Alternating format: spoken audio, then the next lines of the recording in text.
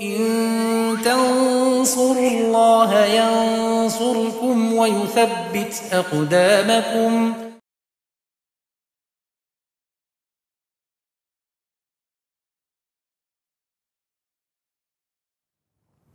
السلام عليكم ورحمة الله وبركاته. إن الحمد لله نحمده ونستعينه ونستغفره ونعوذ بالله من شرور أنفسنا وسيئات أعمالنا. من يهده الله فلا مضل له ومن يضلل فلا هادي له وأشهد أن لا إله إلا الله وحده لا شريك له وأشهد أن محمدا عبده ورسوله. يا أيها الذين آمنوا اتقوا الله حق تقاته ولا تموتن إلا وأنتم مسلمون. يا أيها الناس اتقوا ربكم الذي خلقكم من نفس واحدة وخلق منها زوجها وبث منهما رجالا كثيرا ونساء واتقوا الله الذي تساءلون به والأرحام إن الله كان عليكم رقيبا. يا أيها الذين آمنوا اتقوا الله وقولوا قولا سديدا يصلح لكم أعمالكم ويغفر لكم ذنوبكم ومن يطع الله ورسوله فقد فاز فوزا عظيما. أما بعد فإن أصدق الحديث كتاب الله وخير الهدي هدي محمد صلى الله عليه وآله وسلم وشر الأمور محدثاتها وكل محدثة بدعة وكل بدعة ضلالة وكل ضلالة في النار. Ibu-ibu dan akhwat yang dirahmati oleh Allah, alhamdulillah kita kembali bersyukur kepada Allah Subhanahu wa taala atas segala limpahan nikmat, karunia dan taufik yang Allah Subhanahu wa taala berikan kepada kita. Sehingga pada kesempatan ini kita kembali bisa hadir di majelis ilmu. Kita kembali bisa belajar, kita kembali bisa bermajlis untuk saling mengingatkan, saling berwasiat di atas kebaikan dan juga di atas kesabaran. Allah Subhanahu wa taala menyebut bahwa semua manusia dalam keadaan rugi. Innal insana lafi khusrin. Semua manusia, kaya maupun miskin, laki-laki maupun wanita, semuanya di dalam kerugian. Illa alladhina amanu wa 'amilus solihati wa tawasaw bil haqqi wa tawasaw bis sabr. Kecuali orang-orang yang beriman dan beramal saleh dan saling berwasiat di atas kebenaran dan juga di atas kesabaran. Ibu-ibu dan akhwat dirahmati Allah, insyaallah taala pada kesempatan ini kita akan lanjutkan membaca 40 hadis yang berkaitan tentang wanita. Dan hadis yang terakhir kita sampaikan adalah hadis yang ke-21, yaitu tentang memaksa perempuan untuk menikah dengan laki-laki yang tidak disukainya. Kita lanjutkan dengan hadis yang ke-22, yaitu syarat untuk tidak menikah lagi setelah meninggal dunia. Syarat untuk tidak menikah lagi setelah meninggal dunia. Maksudnya, apa hukumnya seorang wanita bersyarat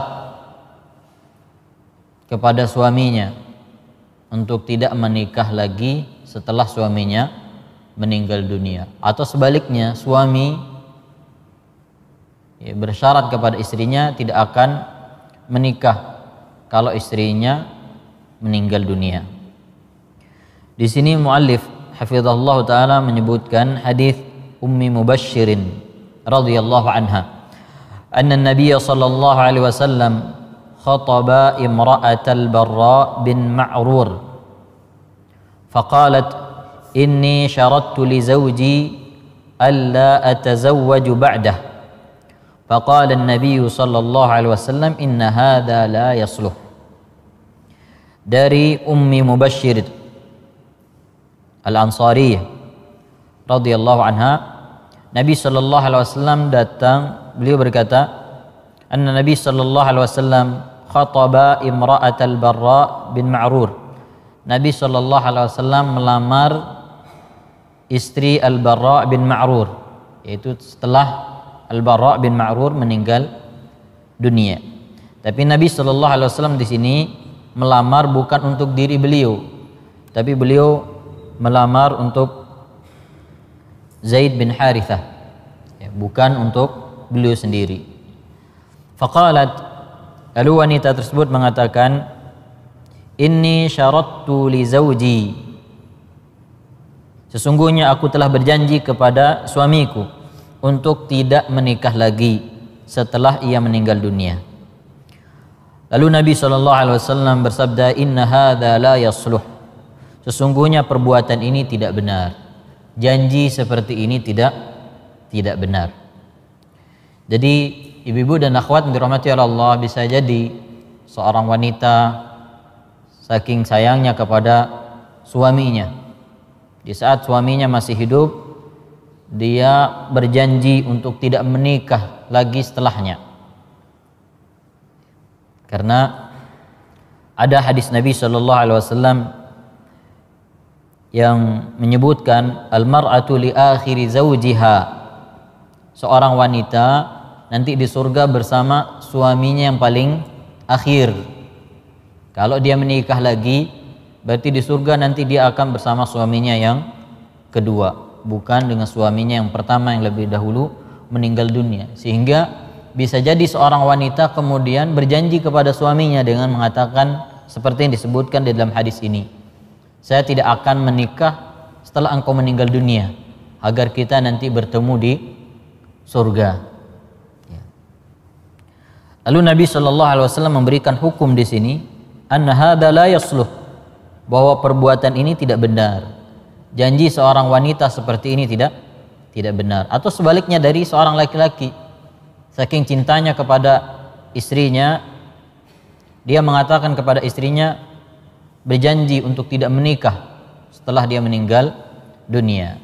Dan Nabi SAW mengatakan la yasluh, perbuatan ini, janji seperti ini tidak dibenarkan.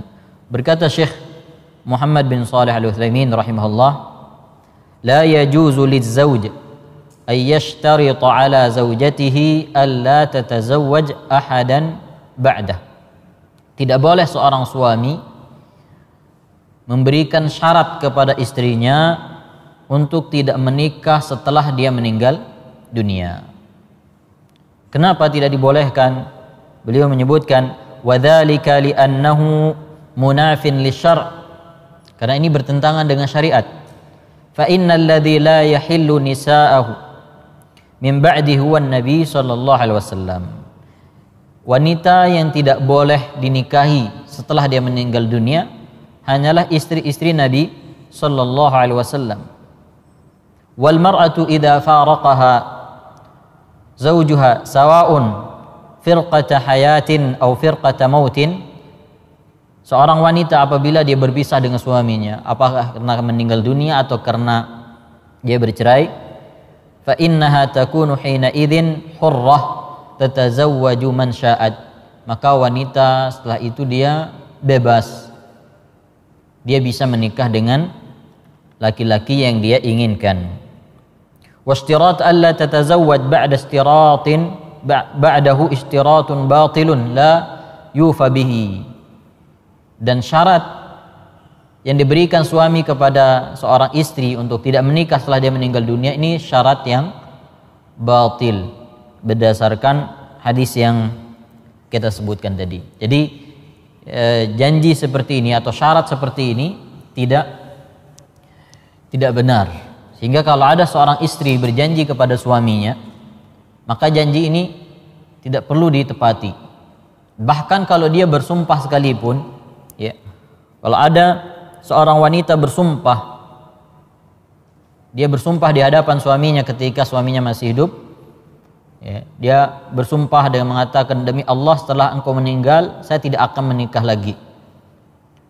Maka kata para ulama, ya, sumpah ini boleh dilanggar, ya, sumpah ini boleh dilanggar karena sumpah ini tidak ada sebab syar'inya, bertentangan dengan syariat. Allah Subhanahu wa taala dan Rasulnya sallallahu alaihi wasallam. Apa dalilnya bolehnya seorang mengganti sumpahnya dengan yang lebih baik? Nabi sallallahu alaihi wasallam bersabda, "Man halifa ala yaminin far'a ghairaha Man halafa ala yaminin far'a ghairaha khairan minha falyati alladhi huwa khair wal yukaffir an yaminih." Barang siapa yang bersumpah lalu dia melihat ada yang lebih baik dari sumpahnya ini, maka hendaknya dia melakukan yang lebih baik dan dia membayar kafarah. Dia membayar kafarah, yaitu dengan berpuasa 3 hari atau memberi makan 10 orang miskin atau memerdekakan budak. Jadi kalau ada orang yang bersumpah, ibu-ibu dan akhwat dirahmati Allah, lalu dia melihat ada yang lebih baik dari sumpahnya ini, maka boleh dia langgar sumpahnya ini, tapi dia harus membayar kafarah. Misalnya ada orang yang bersumpah dengan mengatakan, demi Allah saya tidak akan pernah ziarah ke rumahmu. Bersumpah seperti itu. Ternyata setelah itu dia melihat bahwa dia perlu untuk menyambung silaturahminya lagi, dan dia kemudian mengetahui bahwa apa yang dia lakukan dari sumpah pada waktu itu kurang baik dan tidak benar. Kemudian dia langgar sumpahnya ini, maka dibolehkan oleh Nabi Sallallahu Alaihi Wasallam, tapi dengan syarat dia membayar kafarah. Jadi ibu dan akhwat dirahmati Allah, tidak boleh seorang wanita berjanji kepada suaminya atau bersumpah untuk tidak menikah lagi setelah suaminya meninggal dunia. Karena Islam menganjurkan seorang untuk menikah selama dia butuh untuk menikah, apalagi kalau wanita itu masih muda, dikhawatirkan nanti terjadi fitnah dan sebagainya. Wanita yang tidak boleh menikah setelah suaminya meninggal hanyalah Nabi Sallallahu Alaihi Wasallam, dan ini menjadi kekhususan Nabi Sallallahu Alaihi Wasallam. Bagaimana firman Allah Subhanahu Wa Taala dalam surat Al-Ahzab, "Wa ma kana lakum an tu'dhu Rasulullah wala an tankihu azwajahu min ba'dih abadan inna dzalikum kana 'indallahi 'azima." Tidak ada alasan kalian untuk menyakiti Rasulullah sallallahu alaihi wasallam, dan kalian tidak boleh menikahi istri-istrinya setelah beliau meninggal dunia selama-lamanya. Sesungguhnya perbuatan itu sangat besar di sisi Allah. Sungguhnya perbuatan itu termasuk dosa besar di sisi Allah Subhanahu wa taala. Adapun istri selain Nabi sallallahu alaihi wasallam maka tidak boleh. Hanya istri-istri Nabi yang tidak boleh menikah setelah beliau meninggal dunia, karena pertama, istri-istri Nabi adalah ibu bagi setiap mukmin. Kemudian istri-istri Nabi sallallahu alaihi wasallam nanti akan menjadi istri beliau di surga. Kita lanjutkan ibu-ibu dan akhwat dirahmati Allah dengan hadis yang ke-23. Meminta cerai kepada suami tanpa sebab. Hukum meminta cerai kepada suami tanpa sebab.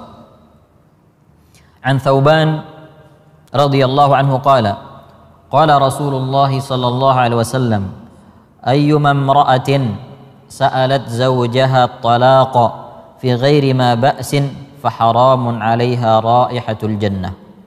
Dari Thauban radhiyallahu anhu, Rasulullah sallallahu alaihi wasallam bersabda, setiap perempuan yang meminta talak kepada suaminya tanpa alasan yang dibolehkan, maka haram baginya mencium bau surga. Ini ancaman yang sangat keras bagi setiap wanita yang meminta cerai kepada suaminya tanpa ada alasan yang dibolehkan oleh syariat. Jadi perhatikan ibu-ibu dan akhwat dirahmati Allah, Islam bukanlah agama yang kaku, tapi Islam agama yang selalu memberikan solusi dalam segala hal, termasuk juga dalam hal rumah rumah tangga. Ketika seorang wanita dilarang meminta cerai, minta cerainya seorang wanita ini dikaitkan dengan tanpa ada alasan yang dibolehkan. Kalau ada alasan yang dibolehkan, alasan yang syar'i untuk meminta cerai, maka dibolehkan. Karena ada keadaan di mana seorang wanita tidak merasa nyaman berumah tangga dengan seorang laki-laki karena sebab-sebab yang syar'i tentunya. Ada kalanya seorang wanita dia tidak bahagia, dia merasa suaminya tidak layak lagi menjadi suaminya karena sebab-sebab syar'i. Makanya di sini Nabi SAW menyebutkan sa'alat zawjaha at-talaqa fi ghairi ma ba'sin, meminta suaminya untuk menceraikannya tanpa ada alasan yang boleh. Kalau ada alasan yang boleh, maka boleh dia minta cerai.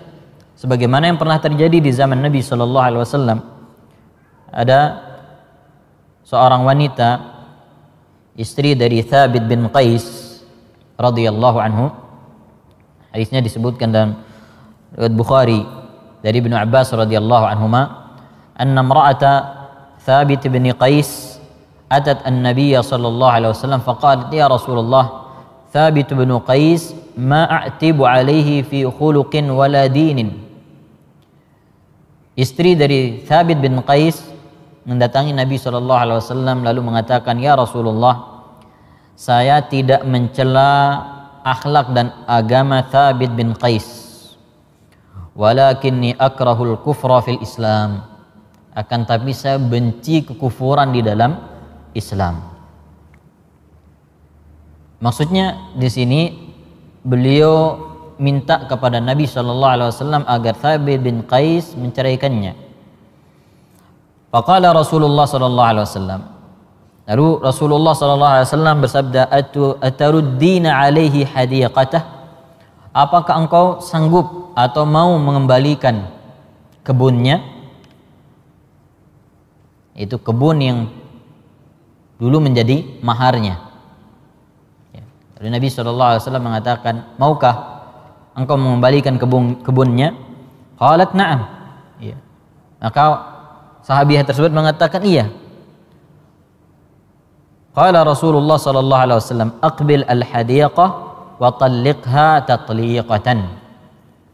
Lalu Rasulullah SAW mengatakan kepada Thabit bin Qais, terimalah kebun itu dan ceraikan dia dengan satu kali cerai. Jadi Islam tidak menjadikan wanita kemudian berada di dalam kesengsaraan di dalam rumah tangga yang dia tidak inginkan. Islam selalu memberikan solusi yang terbaik, solusi yang paling sempurna, termasuk juga di dalam rumah tangga. Ibu-ibu dan akhwat dirahmati oleh Allah, yang menyebabkan begitu banyak terjadi masalah di dalam rumah tangga adalah karena kejahilan kaum muslimin dan muslimat berkaitan dengan hukum-hukum Allah Subhanahu wa taala. Kalau kita kembalikan segala bentuk permasalahan dalam rumah tangga ke agama Allah Subhanahu wa taala, maka kita akan dapatkan solusinya. Apalagi kalau suami istri sudah mengaji, seharusnya masalah-masalah yang besar itu tidak terjadi. Yang menjadi masalah itu ketika salah satu dari pasangan tidak belajar, tidak talabul ilmi. Jadi minta cerai kepada suami ini tanpa sebab yang syar'i ini yang dilarang. Ini yang dilarang oleh Nabi SAW di dalam hadis ini, yang diancam dengan faharamun 'alaiha raihatul jannah, haram baginya mencium bau, haram baginya untuk mencium bau surga. Karena tujuan dari pernikahan itu, ibu-ibu, adalah menyatukan antara laki-laki dan wanita sampai mereka meninggal dunia, bahkan sampai ke surga. Perceraian bukan sesuatu yang dianjurkan di dalam Islam. Perceraian merupakan solusi terakhir ketika tidak ditemukan jalan keluar yang lain. Jadi sekalipun perceraian ini sesuatu yang sangat dibenci, tapi dia bisa menjadi solusi ketika tidak ada solusi yang bisa menyatukan lagi antara seorang istri dengan seorang suami. Ya. Makanya Allah Subhanahu wa taala sebutkan ketika perceraian itu dilakukan dengan baik sesuai dengan syariat, Allah Subhanahu wa taala akan berikan kebaikan dari perceraian itu. Wa iyyatafarraqa yughnillahu kullam min sa'atih. Kalau mereka berpisah, ya bercerai baik-baik sesuai dengan syar'i, maka Allah Subhanahu wa taala akan jadikan ya, mereka tidak butuh kepada yang lain. Allah Subhanahu wa taala akan cukupkan ya, Allah akan cukupkan mereka dari yang lain. Artinya Allah Subhanahu wa taala akan mudahkan urusan istri setelah dia bercerai. Begitu juga Allah Subhanahu wa taala akan mudahkan urusan laki-laki setelah dia bercerai. Kalau perceraian itu dengan sebab yang syar'i, dengan alasan-alasan yang baik. Ibu-ibu dan akhwat dirahmati Allah, para ulama menyebutkan ada beberapa keadaan yang membolehkan seorang wanita meminta cerai kepada suaminya. Tapi kita berharap ibu-ibu bukan berarti ini menjadi solusi nanti. Ya, seolah-olah ada angin segar. Ya, tentu semua orang yang menikah itu berharap rumah tangganya langgeng sampai meninggal dunia, sampai nanti berkumpul di surga bersama istrinya, bersama pasangannya, bersama keluarganya. Tapi ada beberapa sebab yang disebutkan oleh para ulama menjadikan seorang wanita boleh meminta perceraian, boleh minta diceraikan. Yang pertama adalah idza qassara az-zawju fin nafaqah. Jika suami lalai dalam memberikan nafkah kepada istrinya. Jika seorang suami lalai memberikan nafkah kepada istrinya. Apa maksudnya lalai? Di sini ibu, lalai artinya suaminya malas-malesan, tidak mau bekerja, tidak peduli dengan istrinya, tidak peduli dengan anaknya. Anaknya lapar, istrinya lapar, anaknya punya kebutuhan, istrinya punya kebutuhan, dia tidak peduli. Bukan maksud dari tidak menafkahi di sini ada lalai dari tidak menafkahi ini adalah pendapatannya yang kurang. Kalau suami itu adalah orang yang sudah berusaha, dia berusaha untuk mencari pekerjaan, berusaha untuk menafkahi keluarganya, dia kerja keras, maka di dalam keadaan seperti ini seorang istri tidak diperkenankan untuk minta cerai karena suaminya bukan orang yang lalai. Jadi orang yang lalai itu adalah orang yang membiarkan, sekalipun suaminya kaya, kalau dia lalai menafkahi keluarganya, menafkahi istri dan anaknya, maka seorang wanita berhak untuk meminta diceraikan, berpisah dengan suaminya. Kalau suaminya tidak mau menceraikan, maka seorang wanita bisa minta khulu. Jadi pernikahannya itu dibatalkan berdasarkan keputusan hakim. Ya. Tentu tidak boleh seorang wanita meninggalkan rumah tangganya begitu saja. Ya, sebagaimana pernikahan itu dilakukan secara syar'i, maka perpisahan juga harus dilakukan secara syar'i. Ini yang pertama. Idza qassara az-zawju fin nafaqah. Jika seorang suami lalai dalam memberikan nafkah. Kemudian yang kedua, atau di sini lalai dalam memberikan nafkah, tidak memberikan istrinya sesuai dengan kebutuhannya. Tidak memberikan istri sesuai dengan yang dia butuhkan pada suaminya mampu. Ini juga masuk ke dalam lalai. Kemudian yang kedua, idza adarra az-zawju bi zawjatihi idraran la tastati'u ma'ahu dawamul isyrah mislu sabbiha aw darabiha aw idha'iha bima la tutiquh aw ikrahuha ala munkarin wa nahwi dzalika.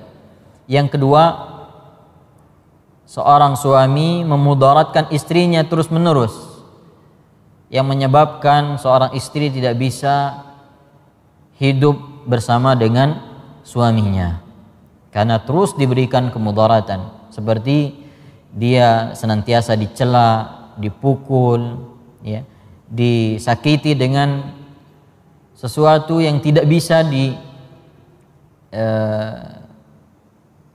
tidak sanggup seorang wanita untuk menahannya, ya.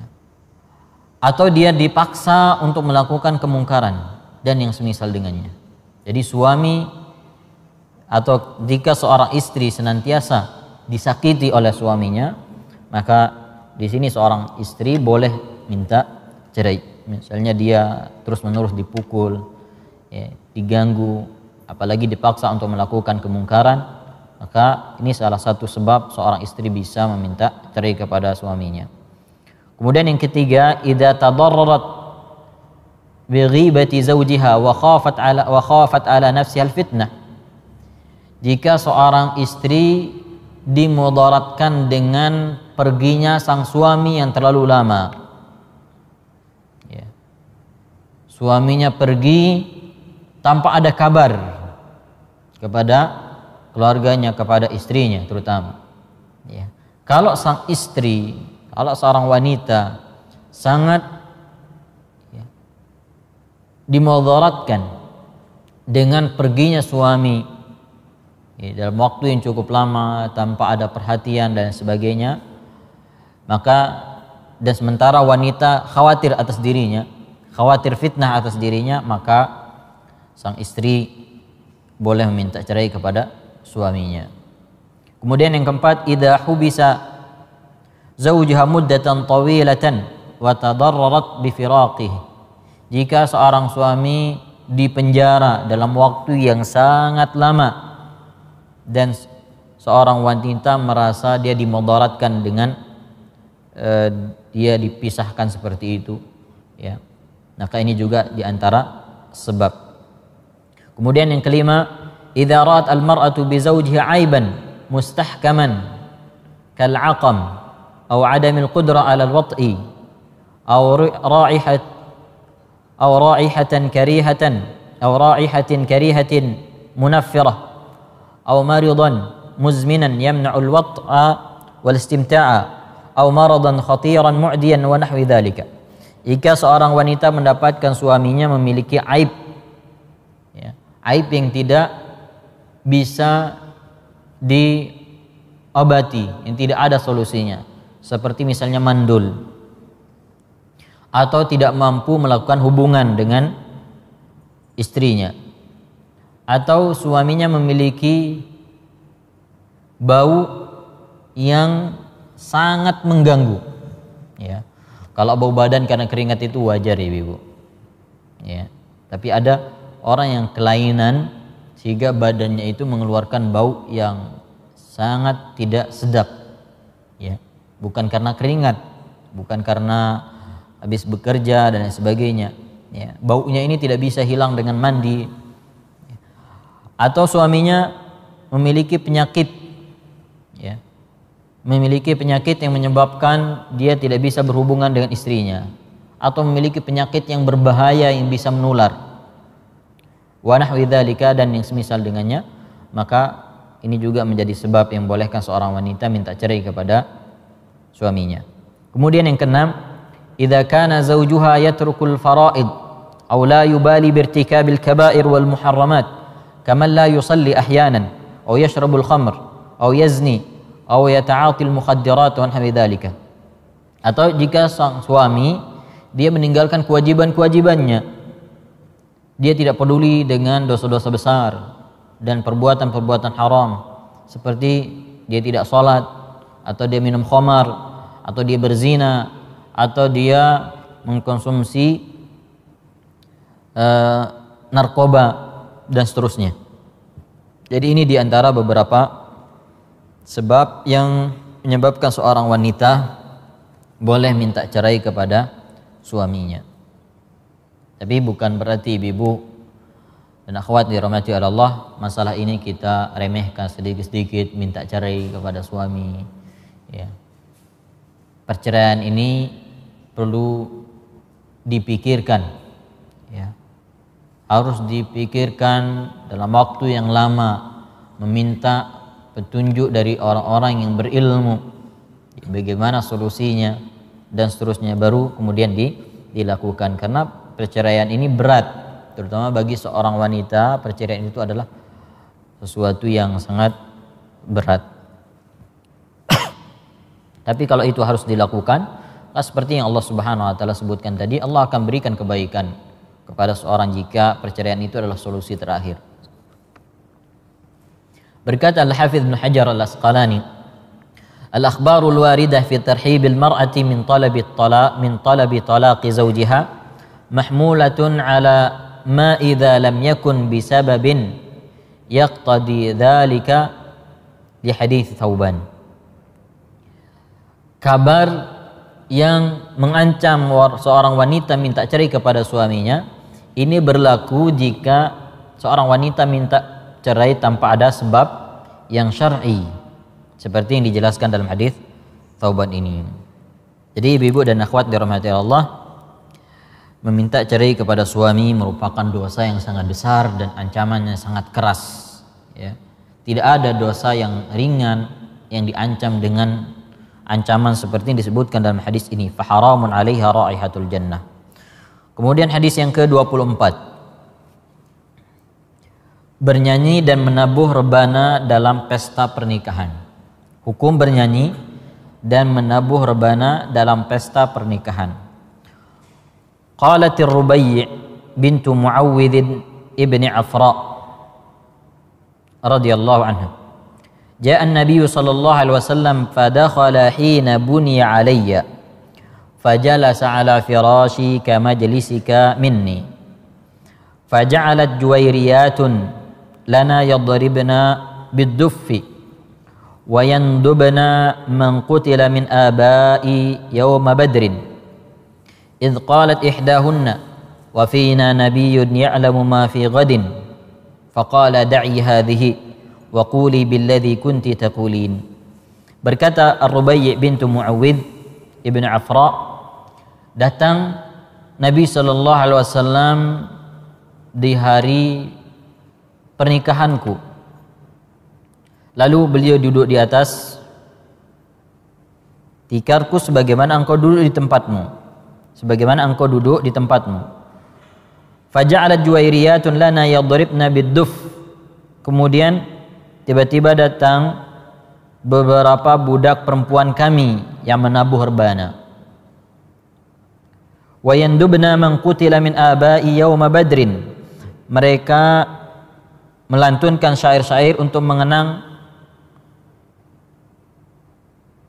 bapak-bapakku yang meninggal di perang Badar. Untuk mengenang bapak-bapakku maksudnya di sini bisa jadi bapak kandungnya, pamannya dan seterusnya. Ya. Mereka melantunkan syair-syair untuk mengenang bapak-bapakku yang gugur di perang Badar. Idh qalat, tiba-tiba salah seorang dari mereka, yaitu dari wanita-wanita yang bernyanyi ini, tiba-tiba mengatakan, wa fina nabiyyun ya'lamu ma fi ghadin. Mereka mengatakan di antara kami, di antara kita terdapat nabi yang mengetahui apa yang terjadi esok hari. Lalu Nabi SAW mengatakan, hentikan kata-kata pujianmu, kemudian lanjutkan syair-syair pujianmu untuk mengenang orang yang meninggal di ahli Badar atau meninggal di perang Badar. Ibu-ibu dan akhwat dirahmati Allah, kita mengetahui bahwa musik itu hukumnya haram. Ya. Wa minan nasi may yashtari lahwal hadits, di antara manusia ada yang membeli lahwal hadits, ucapan yang sia-sia. Ini nyanyian. Nyanyian hukumnya haram. Kemudian musik juga disebutkan oleh Nabi SAW dalam hadis beliau yang sahih, la yakunanna min ummati aqwamun yastahilluna al-hirra wal harir wal ma'azib wal khamra wal ma'azib. Akan ada dari umatku orang-orang yang menghalalkan al-hirra wal harir, akan menghalalkan zina dan menghalalkan sutra bagi laki-laki, wal khamra dan menghalalkan khamar, wal ma'azib dan akan menghalalkan alat musik. Jadi nyanyian dan alat musik hukum asalnya adalah haram, tidak dibolehkan. Ya. Apalagi nyanyian-nyanyian zaman sekarang dengan berbagai macam jenisnya, ada dangdut, pop dan seterusnya. Ini semuanya masuk ke dalam nyanyian-nyanyian yang diharamkan. Kemudian juga alat musik dengan segala jenisnya, ya, diharamkan.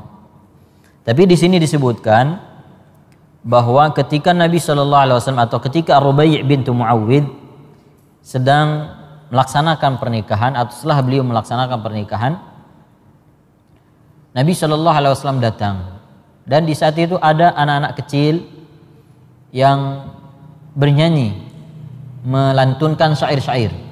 Bukan nyanyian seperti sekarang ini, tapi dia melantunkan syair-syair, ya, sambil memukul rebana. Ini menunjukkan bahwa melantunkan syair-syair di waktu pernikahan itu hukumnya boleh, ya. Juga memukul rebana. Tapi perhatikan, jangan sampai hadis ini kita maknai dengan seluas-luasnya, sehingga ketika ada pernikahan diundanglah band, diundanglah ini dan itu dari segala jenis macam hiburan yang seperti ini. Tentu tidak benar. Kita harus memahami hadis ini sesuai dengan konteks yang Nabi SAW atau yang dijelaskan dalam hadis ini. Pertama, boleh dilakukan oleh anak-anak kecil, wanita, ya, wanita anak-anak kecil, ya, wanita anak-anak kecil yang belum balik. Sebagaimana disebutkan dalam riwayat lain, mereka ini adalah juwairiyat, ya, anak-anak yang masih kecil, bukan wanita dewasa, apalagi dia seorang wanita yang profesinya penyanyi, ya, ini tidak boleh kita undang. Syaratnya anak kecil. Kemudian, ya, lantunan-lantunan nyanyiannya itu tidak mengandung hal-hal yang diharamkan oleh Allah Azza wa Jalla. Makanya ketika di sini anak-anak wanita ini melantunkan sesuatu yang diharamkan, Nabi SAW menegurnya.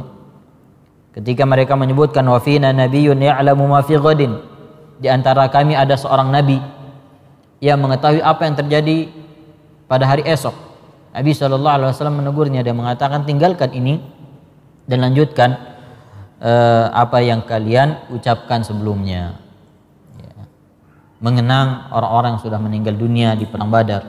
Kata Nabi SAW, lanjutkan, tapi yang ini tidak boleh karena haram, ya. Kemudian menggunakan rebana, ya.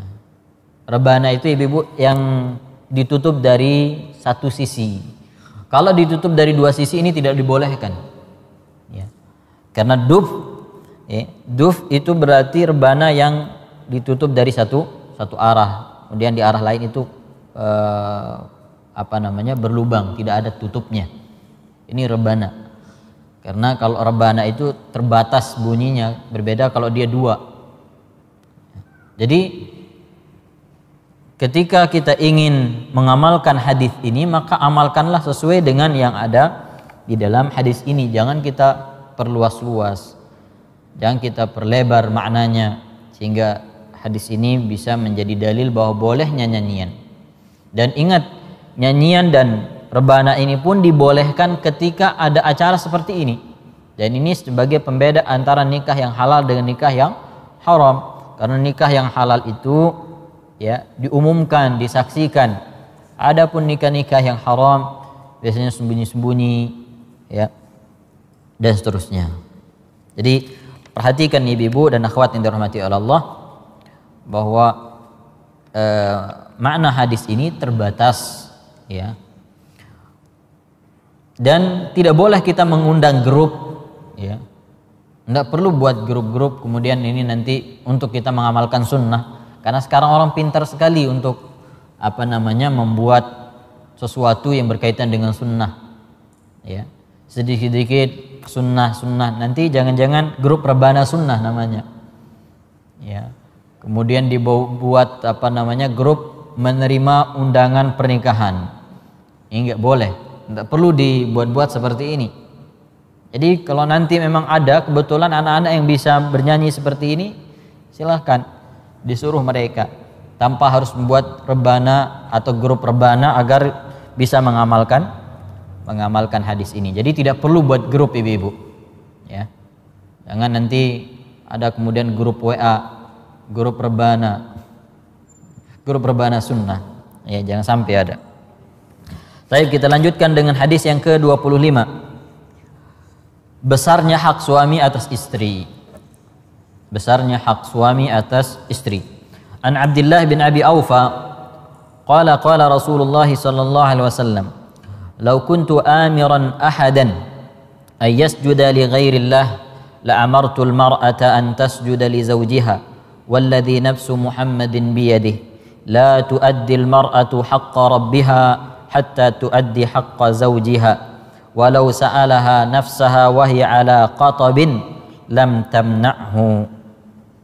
Dari Abdullah bin Abi Aufa radhiyallahu anhu, beliau berkata, Rasulullah sallallahu alaihi wasallam bersabda, "Sekiranya aku menyuruh seseorang sujud kepada selain Allah Subhanahu wa taala, niscaya saya akan perintahkan seorang wanita, seorang istri sujud kepada suaminya. Demi yang jiwa Muhammad berada di tangannya, tidaklah seorang wanita bisa menunaikan hak Rabbnya sampai dia menunaikan hak-hak suaminya. Jika suami menginginkan istrinya untuk melayani tatkala ia sedang berada di atas pelana onta, maka ia tidak boleh menolaknya." Jadi ibu-ibu dan akhwat dirahmati Allah, salah satu yang menyebabkan rumah tangga itu baik adalah seorang istri memperhatikan hak suaminya. Dan Nabi SAW ketika menyebutkan ini, maksudnya bukan ingin menjadikan wanita itu sebagai budak. Wanita juga memiliki hak-hak yang sudah diberikan oleh Islam. Bahkan Nabi SAW memerintahkan para laki-laki untuk bersabar, ya. Bahkan baiknya seorang laki-laki itu tergantung dari baiknya dia kepada istrinya. Kenapa Anda sampaikan ini? Kadang ibu-ibu protes, "Ustaz, kok kita saja yang dinasihati seperti ini, suami kapan?" Ya, tenang ibu-ibu, agama kita adalah agama yang adil. Nabi kita Muhammad SAW adalah Nabi untuk laki-laki dan juga wanita, ya. Tapi perhatikan ini ibu-ibu, ini salah satu sebab kebahagiaan rumah tangga ketika seorang istri benar-benar memperhatikan hak suaminya. Dia detail memperhatikan hak-hak suaminya. Maka rumah tangganya akan menjadi baik, ya. Karena kalau seorang suami melihat istrinya begitu perhatian dengan hak-haknya, siapa laki-laki yang tidak hormat kepada istrinya ibu-ibu? Tapi terkadang wanita mereka terpengaruh dengan berita-berita, terpengaruh dengan info-info, terpengaruh dengan tontonan di luar, bahwa seorang istri itu ya kepada suaminya biasa-biasa saja, ya, tidak perlu lebay gitu. Gimana kewajiban, ketika kita melakukan kewajiban dikatakan berlebihan? Tidak. Justru Nabi SAW menyampaikan ini kepada para wanita karena dari sinilah kebaikan mereka nanti. Maka ibu-ibu dan akhwat dirahmati Allah, kalau di rumah ada masalah, maka tunaikan benar-benar, amalkan benar-benar hadis Nabi SAW ini. Perhatikan hak suaminya, ya. Setiap hak suaminya perhatikan. Mungkin ada di antara antuna yang bertanya, lalu bagaimana dengan hak kami? Terkadang suami lalai. Ingat ibu-ibu dan akhwat dirahmati Allah, ibu-ibu menunaikan hak suami bukan semata-mata karena suami, tapi karena itu adalah ibadah. Kalau seorang istri sudah mulai hitung-hitungan di dalam masalah ini, maka bisa jadi juga suaminya nanti akan hitung-hitungan. Tapi kalau kita ikhlas melakukan ini pertama karena ingin menunaikan perintah Nabi SAW, maka biidznillah Allah Subhanahu wa taala akan berikan kebaikan. Jadi taat kepada suami itu bukan sia-sia ibu, tapi ini merupakan ibadah yang sangat besar. Bukankah Nabi SAW dalam hadis yang sering kita ulang-ulang, Nabi SAW bersabda, ya, tidaklah seorang wanita puasa di bulan Ramadan, wa sallat khamsaha wa ata'at zawjaha, qila laha udkhulil jannah min ayyati abwabin syi'ti. Tidaklah seorang wanita puasa di bulan Ramadan, salat 5 waktu, puasa di bulan Ramadan, dia taat kepada suaminya, maka dikatakan kepadanya, masuklah ke dalam surga melalui pintu yang engkau inginkan. Jadi Nabi SAW menunjukkan kepada para wanita besarnya hak suami, sehingga beliau mengatakan, kalau seandainya saya perintahkan seseorang sujud kepada selain Allah, ini saya perintahkan seorang istri sujud kepada suaminya. Sujud itu ibu-ibu adalah bentuk merendahkan diri yang paling rendah, bentuk merendahkan diri yang paling merendah, dan bentuk pengagungan kepada seorang yang paling tinggi. Makanya Nabi SAW tidak membolehkan seseorang sujud kepada selain Allah Subhanahu wa taala, karena yang paling berhak diberikan ketundukan serendah ini hanyalah Allah Subhanahu wa taala. Hanya Allah yang berhak mendapatkan sujud kita.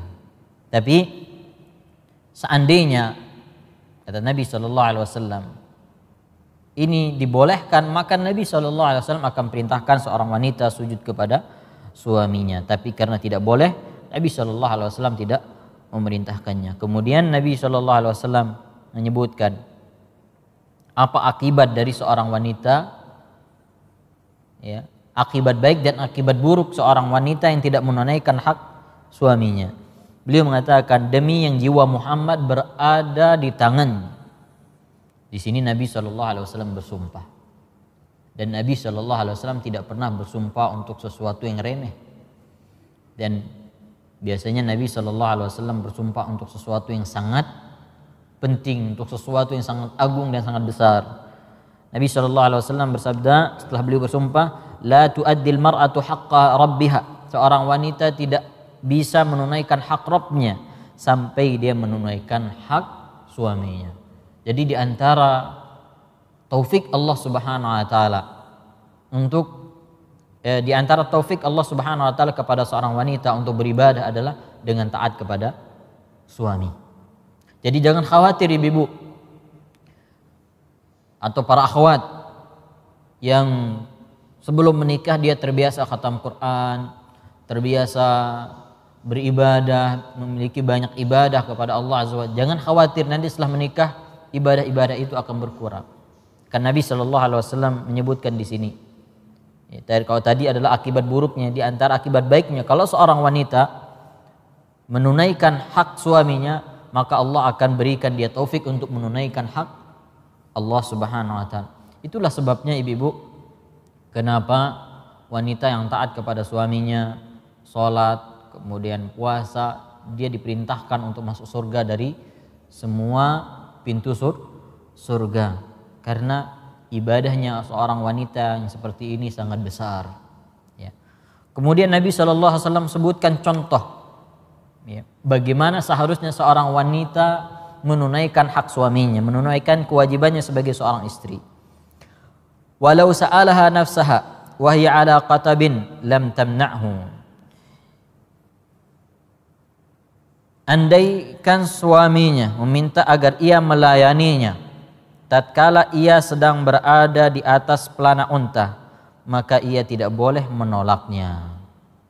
Maka sang istri tetap dia harus melayani suaminya. Jadi ibu-ibu dan akhwat yang dirahmati Allah, hidup rumah tangga itu adalah lahan untuk kita meraih kebaikan sebesar-besarnya. Apalagi seorang istri, apalagi seorang ibu. Tapi perlu kita ingatkan ibu-ibu dan akhwat yang dirahmati Allah, ketika ibu-ibu melakukan rutinitas di rumah tangga, jangan lupa untuk berniat. Jangan lupa niatkan untuk menunaikan kewajiban.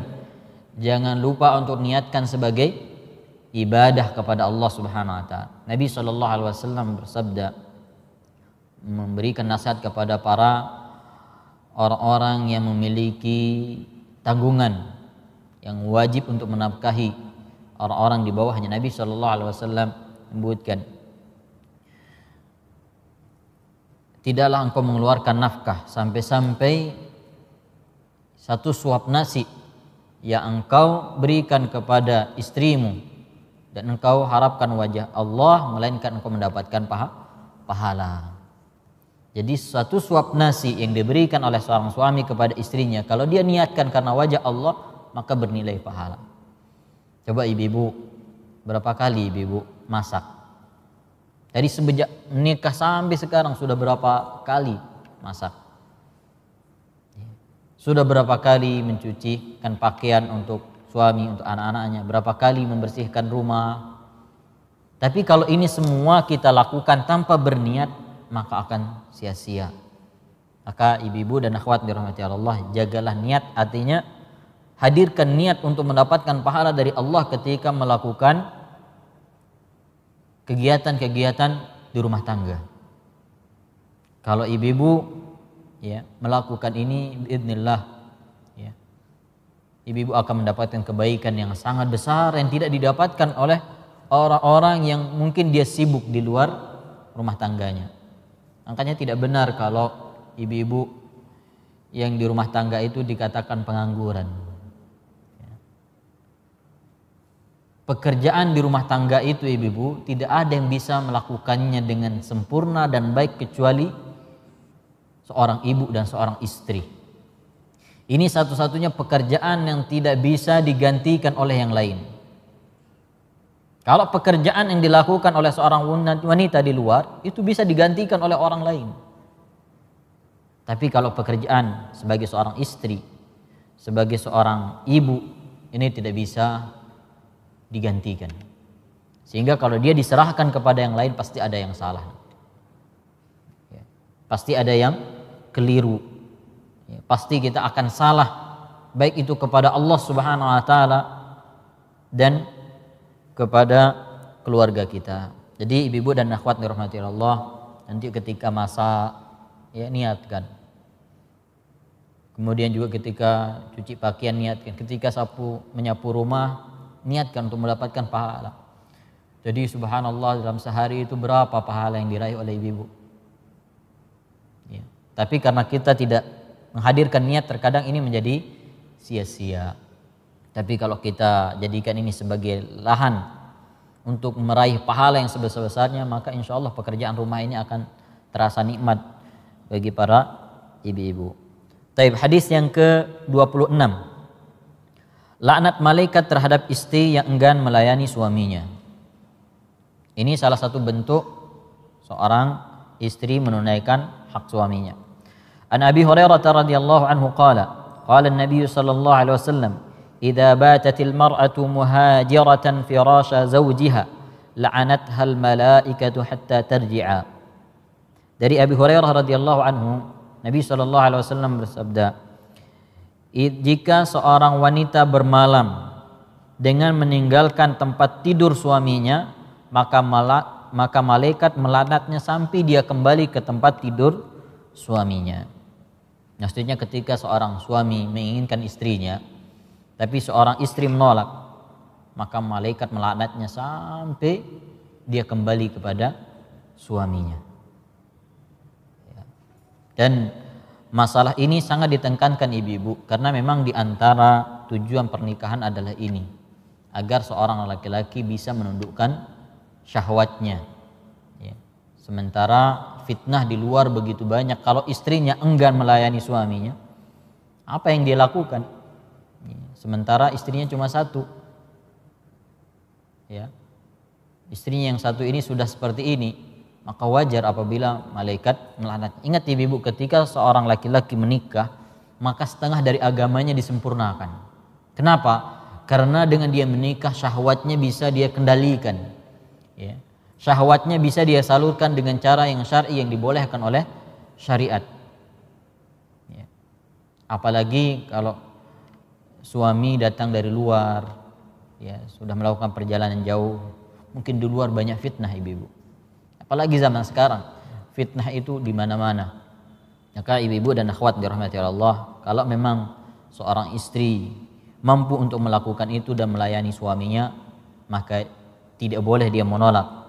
Kalau tidak, maka malaikat akan melaknatnya sampai waktu subuh, sebagaimana dalam disebutkan dalam riwayat yang lain. Ya. Dalam keadaan apapun, ketika diminta oleh suami, maka laksanakan. Ya. Kecuali kalau istri dalam keadaan tidak bisa melayani suaminya, maka sampaikan kepada suami. Sebagian ibu-ibu karena komunikasi yang kurang baik, ya, sampai pernah ada yang bertanya, seorang suami, ya, sangat curiga dengan istrinya. Istrinya masih haid, suaminya tidak percaya. Ya. Suami sampai tidak percaya. Akhirnya terjadilah hal-hal yang tidak diinginkan. Maka masalah-masalah yang seperti ini perlu dikomunikasikan, karena akan ada pertanyaan dari seorang wanita dan mengatakan, bagaimana kalau istrinya sakit, bagaimana kalau istrinya sedang tidak mampu, sedang tidak fit fisiknya, bagaimana? Maka ini dikomunikasikan, dan seorang suami juga tidak boleh menzalimi istrinya, ya. Jadi harus sama-sama saling memahami satu sama lain. Kemudian yang ke-27, mengingkari kebaikan suami. An Ibnu Abbas radhiyallahu anhuma qala an-nabiy sallallahu alaihi wasallam, uritu an-nar fa idza aktharu ahliha an-nisa'u yakfurna. Dari Ibnu Abbas radhiyallahu anhuma, beliau berkata, Nabi sallallahu alaihi wasallam bersabda, aku diperlihatkan neraka, lalu aku melihat kebanyakan penghuninya adalah wanita. Yakfurna, mereka kufur. Qila ayakfurna billah, lalu beliau ditanya, ya Rasul, apakah mereka kufur kepada Allah? Qala yakfurna al-ashir. Kata Nabi SAW, yakfurna al-asir, mereka mengingkari kebaikan suami. Wa yakfurna al-ihsan, mereka mengingkari kebaikan suami.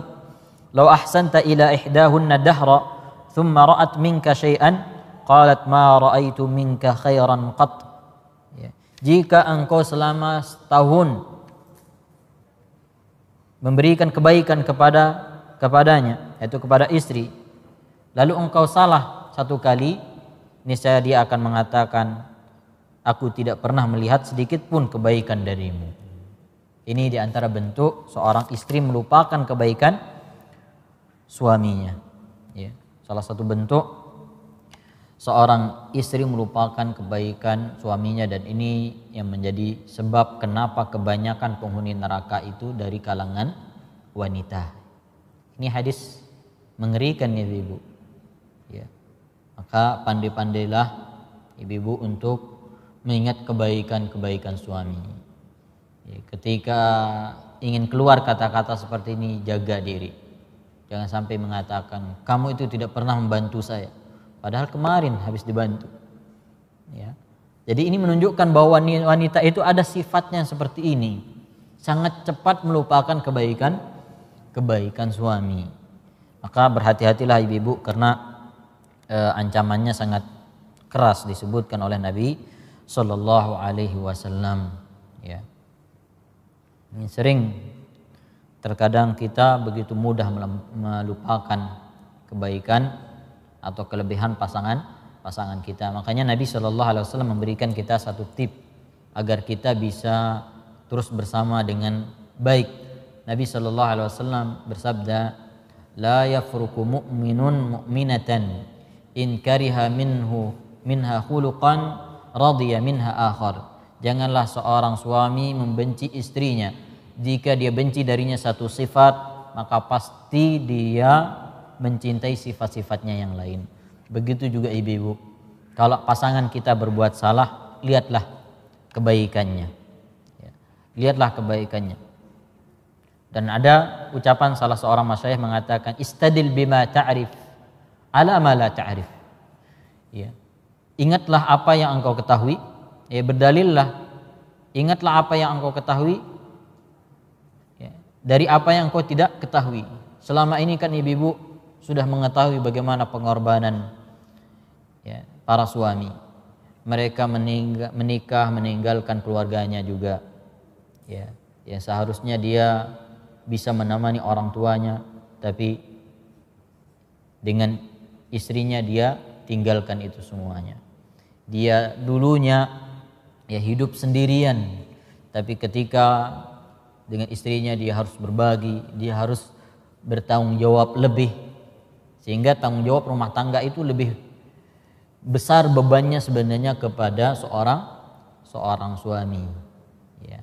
Seorang wanita ketika menikah dia akan lebih nyaman karena ada yang mengayominya, ada yang menafkahinya, ada yang menjaganya, dan seterusnya. Intinya ibu-ibu dan akhwat yang dirahmati Allah, tidaklah Nabi SAW menyampaikan hal-hal yang seperti ini, melainkan ini termasuk perkara yang bisa mendatangkan kebaikan di dalam rumah tangga kita. Maka pelajarilah terus agama ini, karena di dalamnya kita akan menemukan solusi-solusi dari segala permasalahan yang kita hadapi.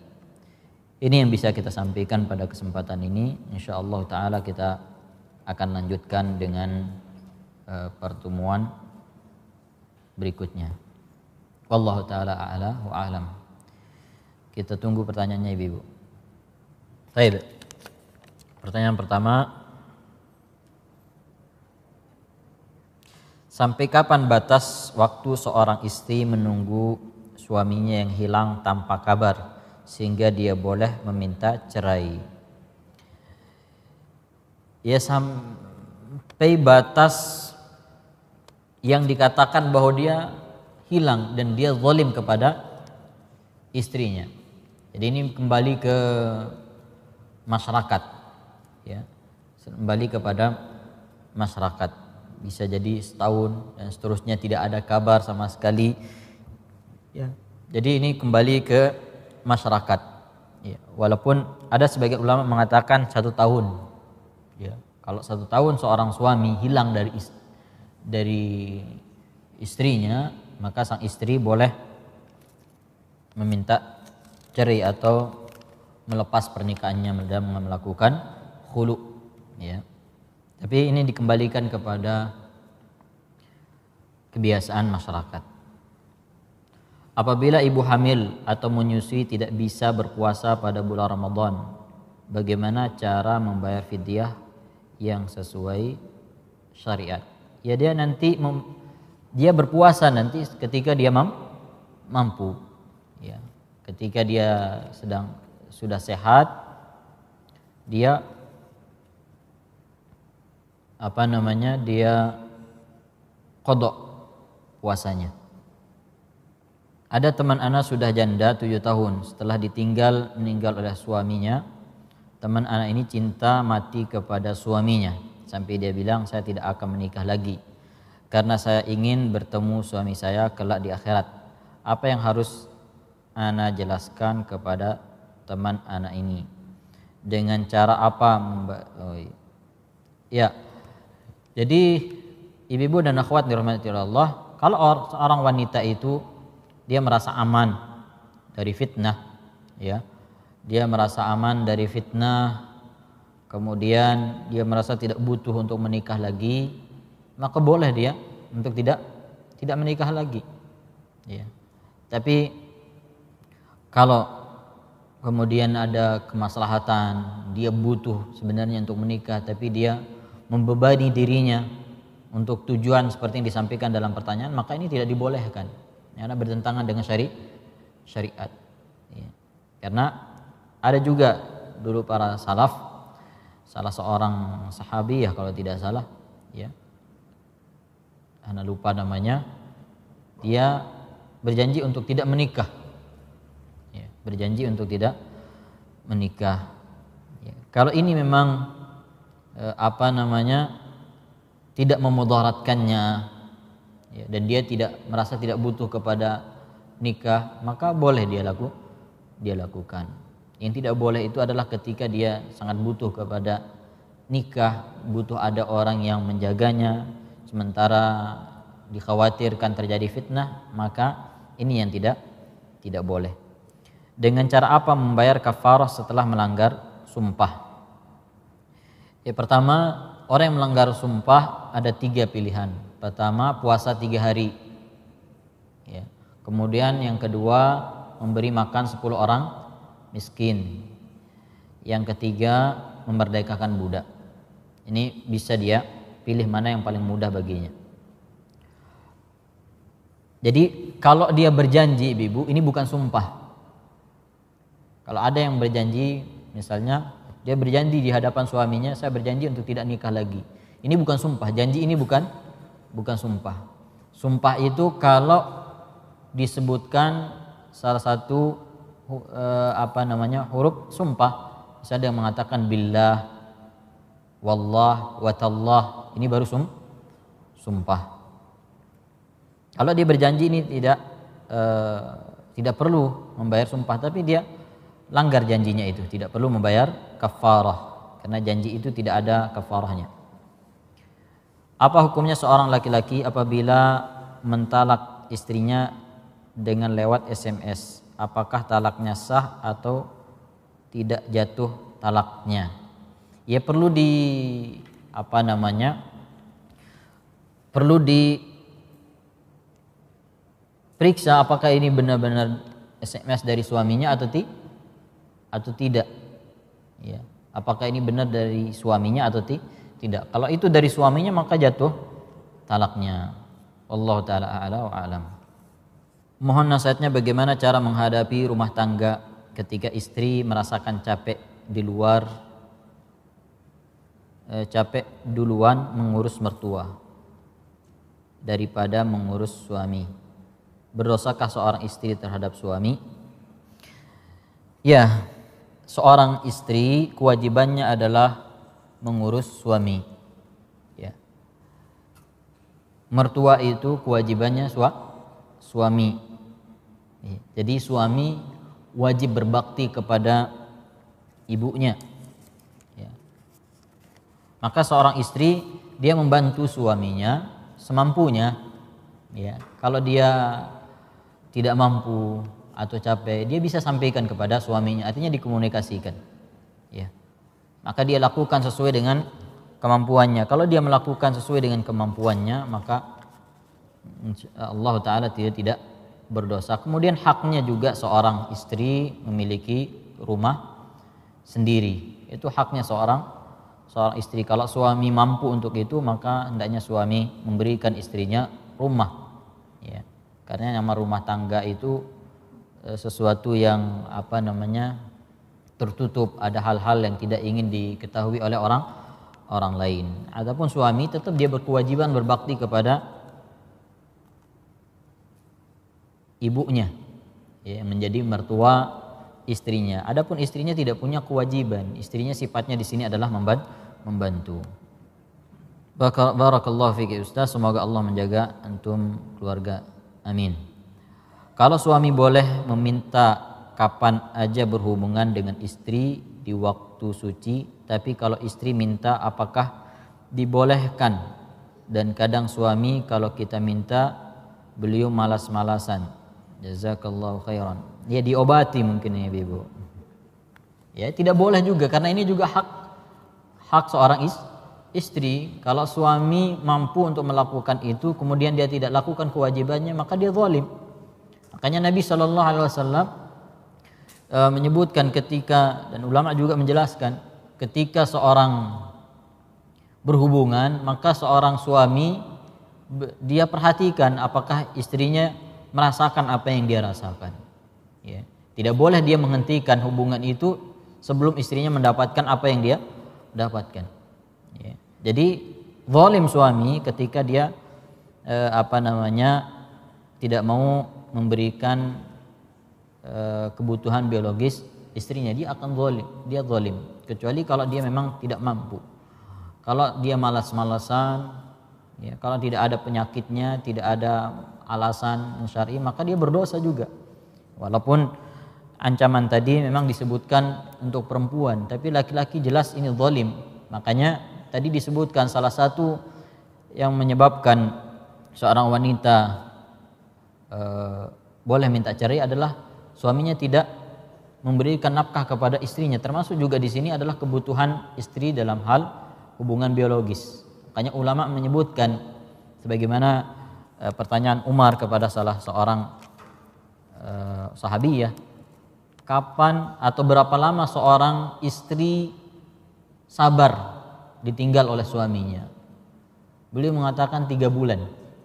Makanya setelah itu Umar radhiyallahu anhu tidak membolehkan seorang sahabat pergi berjihad lebih dari 3 bulan. Nah, ini juga termasuk diperhatikan oleh Islam. Jadi tidak boleh seorang suami ya, ketika istrinya butuh untuk kebutuhannya kemudian seorang suami bermalas-malasan. Maka ini juga zalim. Walahunna mithlu alladhi 'alaihinna bil ma'ruf walahunna mithlu alladhi 'alaihinna. Bagi seorang wanita itu hak seperti kewajibannya. Ya. Jadi sebagaimana seorang wanita itu punya kewajiban, dia juga memiliki hak yang harus dipenuhi oleh suami. Maka tidak boleh suami seperti ini. Apakah ada hadis untuk suami yang melupakan kebaikan istri? Saya belum menjadi istri dari seorang laki-laki, tapi saya sering melihat bagaimana seorang lelaki juga sering mengabaikan kebaikan istrinya. Sering suatu kali mereka sama-sama lelah, tetapi si istri terus saja dituduh lalai mengerjakan tugas, padahal istri tersebut juga sedang lelah setelah mengerjakan urusan rumah tangga. Saya tahu karena saya anaknya yang selalu di rumah bersama ibunya. Ini suami yang zalim, ya. Suami yang zalim kepada keluarganya, kepada istrinya, nanti akan ditanya oleh Allah Subhanahu wa taala. Kullukum ra'in wa kullukum mas'ulun an ra'iyatihi. Setiap kalian bertanggung jawab, setiap kalian adalah pemimpin dan bertanggung jawab kepada yang dipimpin. Dan seorang ketika menjadi pemimpin dia harus adil. Dia harus berikan hak-hak orang-orang yang dia pimpin, dari istrinya, dari anak-anaknya. Jadi tidak boleh seorang suami, memang tidak ada hadis khusus yang menyebutkan suami melupakan, ancaman kepada suami yang melupakan kebaikan istri. Tapi ini tentu tidak boleh. Di dalam hadis tadi Nabi SAW mengingatkan secara umum, ya, la yafruku mu'minun mu'minatan. Tidak boleh seorang suami, janganlah seorang suami membenci istrinya in kariha minha khuluqan. Kalau dia benci dari istrinya satu sifat, radiya minha akhar, maka dia pasti ridho, pasti dia senang dengan sifat-sifatnya yang lain. Ini perintah dari Nabi SAW agar seorang suami tidak hanya melihat kekurangan istrinya, tapi dia lihat kelebihannya juga. Jadi sangat besar tanggung jawab seorang suami, ya. Tanggung jawab suami terhadap keluarganya itu dunia akhirat, ya Ibu. Dunia akhirat, bukan hanya sekedar nafkah, masalah kebaikan-kebaikan dunia, tapi di akhirat nanti mereka akan bertanggung jawab bagaimana dia mendidik istri dan keluarganya untuk masuk ke dalam surga dan terhindar dari api neraka. Jadi ibu-ibu dan akhwat dirahmati Allah, bukan berarti ketika disampaikan hadis-hadis seperti ini hanya wanita saja yang diancam, tidak. Ya, laki-laki sangat besar tanggung jawab mereka. Kalau mereka tidak menunaikannya dengan baik, mereka tidak akan, ya, selamat nanti di hadapan Allah Azza wa Jalla. Karena yang bertanya kepada mereka, yang memintai mereka pertanggungjawaban adalah Allah Subhanahu wa taala, dan ini tentu sesuatu yang sangat berbahaya bagi suami ketika dia melalaikan hak-hak istrinya, dia lupakan hak-hak istrinya. Dan ini adalah orang yang sangat buruk, ya. Orang yang sangat buruk adalah orang yang lupa kebaikan orang lain. Nabi SAW bersabda, la yashkurullaha man la yashkurun nas. Tidak akan bisa orang bersyukur kepada Allah kalau dia tidak berterima kasih kepada manusia, apalagi kepada istrinya. Ini di antara dalil-dalil umum yang memerintahkan seorang suami tidak boleh melupakan kebaikan istrinya. Jika ada seorang yang sedang sakit dan tidak bisa berjalan dan rumahnya dekat dan berdampingan dengan masjid, tapi ketika sholat Jumat sholat di teras rumahnya, jadi tidak berjamaah di dalam masjid tapi di rumahnya, apakah itu dibolehkan? Ya, dia dapat rukhsah untuk sholat di rumahnya, tidak perlu dia sholat di terasnya, ya. Tidak perlu dia sholat di terasnya. Karena ini bukan berjamaah, berjamaah itu di dalam masjid. Bagaimana cara menghilangkan rasa mengingkari kebaikan suami ketika suami melakukan kesalahan? Ya dengan tidak cepat-cepat tergesa-gesa bersikap ibu-ibu. Dengan menahan diri, merenung terlebih dahulu. Kalau kita marah, tahan diri kita. Kalau kita sedang marah, baca ta'awudz. Kalau kita berdiri, duduk. Kalau kita duduk, berbaring. Kalau tidak bisa juga, keluar, berwudu.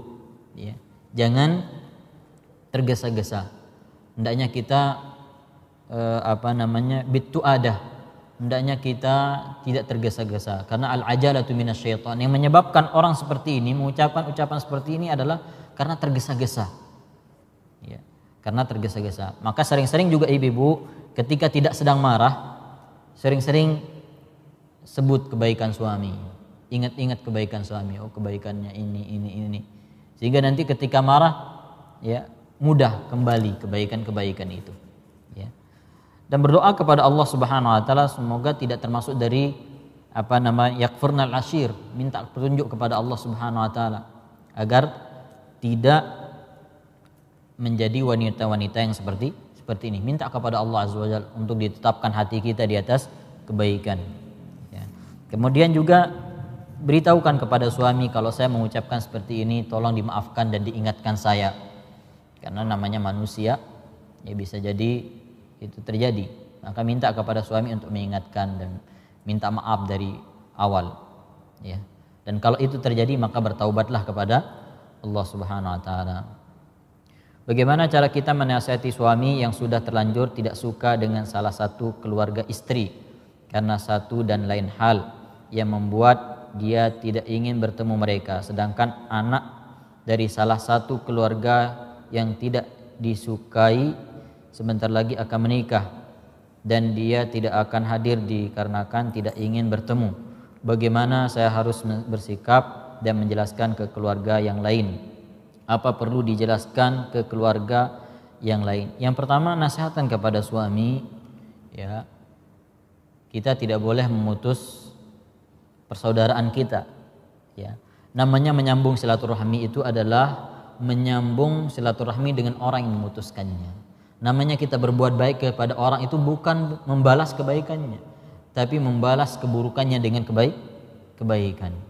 Ingatkan kepada suami bahwa Allah Subhanahu wa taala memerintahkan kita idfa' billati hiya ahsan. Balaslah dengan yang lebih baik. Fa idzal ladzi bainaka wa bainahu adawatun ka'annahu waliyyun hamim. Maka kalau kita membalas keburukan dengan yang lebih baik, maka orang yang ada permusuhan dengan kita akan berubah menjadi teman yang sangat setia.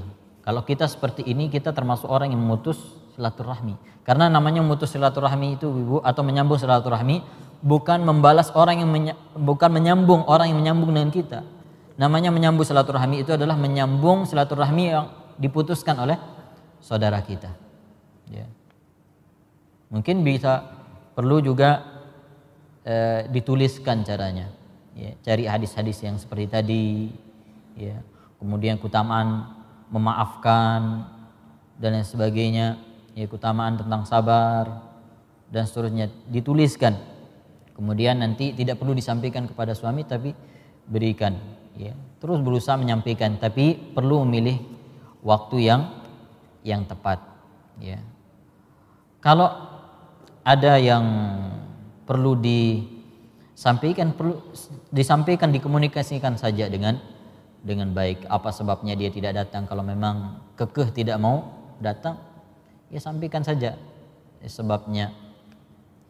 As-sarahatur rahah, berterus terang itu lebih baik. Tapi tentu sampaikan dengan cara-cara yang lebih baik.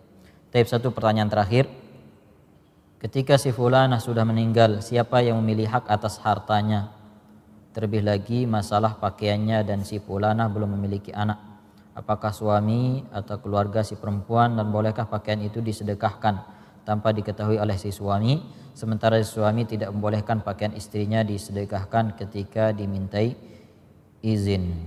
Ya, harta seorang istri itu setengahnya untuk suami kalau suaminya tidak punya, kalau istrinya tidak punya anak. Ya, kemudian nanti dilihat ada ibunya di situ, ada bapaknya. Ya, siapa yang masih hidup itu yang berhak mendapatkan harta ini, lalu dibagi. Ya, siapa orang-orang yang dia tinggalkan, apakah dia meninggalkan suami, meninggalkan bapak atau ibu, ini perlu dilihat. Ya, kalau suami tidak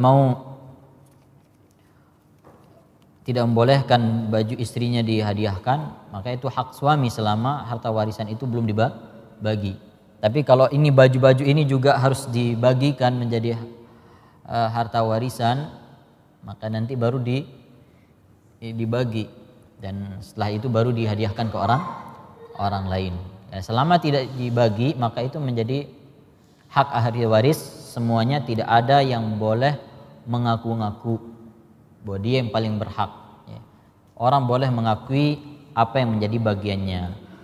Wallahu taala a'la wa a'lam.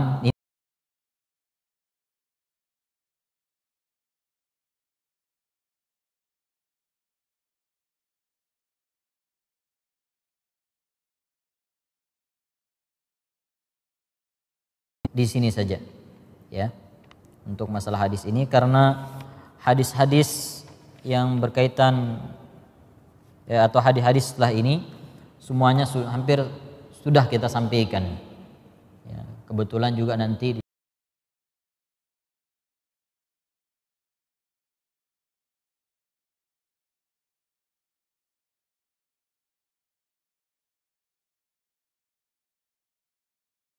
kita akan isi dengan akidah ya. Apa kitabnya nanti insyaallah akan diumumkan. Semoga Allah Subhanahu wa taala memberikan kita taufik untuk senantiasa talabul ilmi dan bisa mengamalkannya.